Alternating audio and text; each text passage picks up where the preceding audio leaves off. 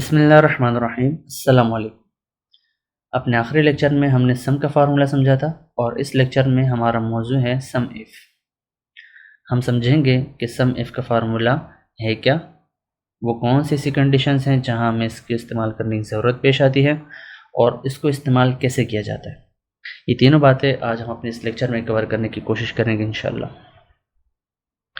सबसे पहले इसी डेटा पे रहते हुए मैं समझने की कोशिश करूंगा कि मुझे ऐसी ज़रूरत पेश क्यों आई कि मैं सम इफ़ की तरफ गया।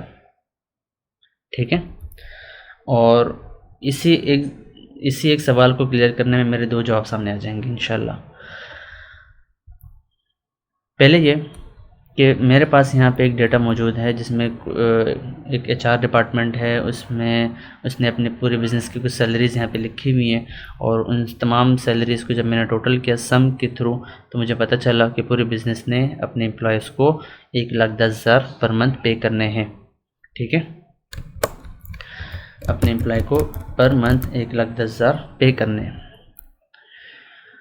अब अगर मुझे ये चेक करना हो कि डिपार्टमेंट वाइज कितना कितना पे किया जाएगा हर महीने, तो फिर वहाँ पर एक कंडीशन आ गई कि टोटल चाहिए, लेकिन कंडीशन के साथ। कंडीशन क्या है कि डिपार्टमेंट को देख के।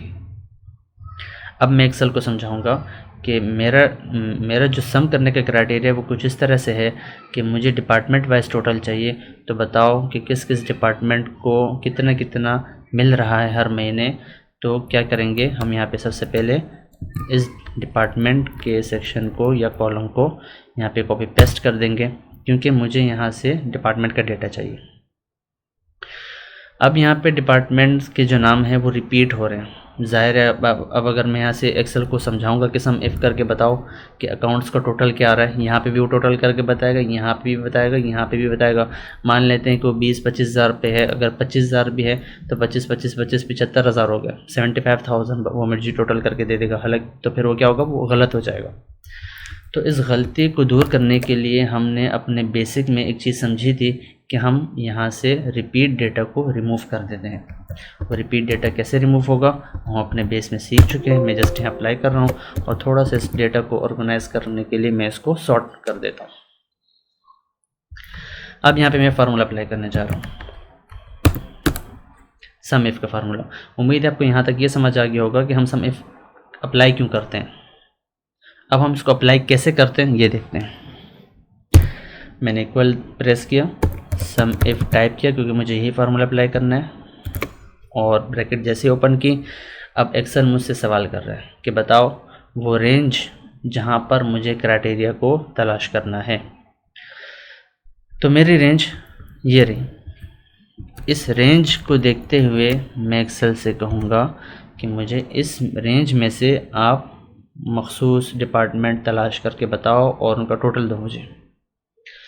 रेंज मैंने सेलेक्ट कर ली, F4 मैंने प्रेस इसलिए किया ताकि डॉलर साइन आ जाए। डॉलर साइन हम क्यों लगाते हैं भी हम सीख चुके अपने बेस में।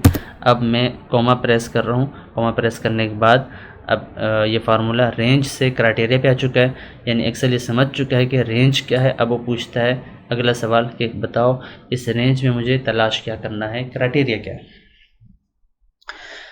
तो क्राइटेरिया हम ऑलरेडी यहाँ पे पहले अपने पास एक लिस्ट बना चुके हैं। मैं एक्सेल के बता देता हूँ कि ये क्राइटेरिया है मेरा। यहाँ पे मैं F4 अप्लाई नहीं कर रहा, ना डॉलर साइन अप्लाई कर रहा हूँ, क्योंकि ना ही मुझे इस कॉलम से आगे जाना है, लेकिन मुझे इस रॉ से नीचे ज़रूर आना है। तो जैसे जैसे मैं कॉपी करता जाऊँगा फार्मूले को नीचे नीचे, तो वैसे वैसे ये इस सेल को भी नीचे लाता जाएगा। मुझे इस सेल में मूवमेंट चाहिए, बट यहाँ इस रेंज में मूवमेंट नहीं चाहिए। ठीक है,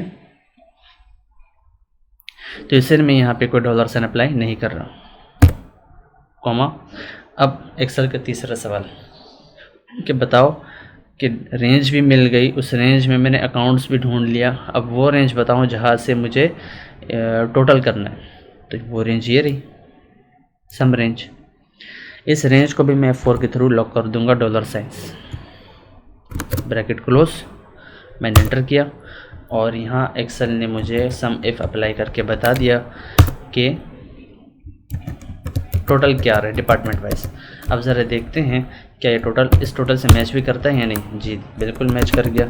ये लें, ये और ये दोनों आपके एक दूसरे से मैच कर गए।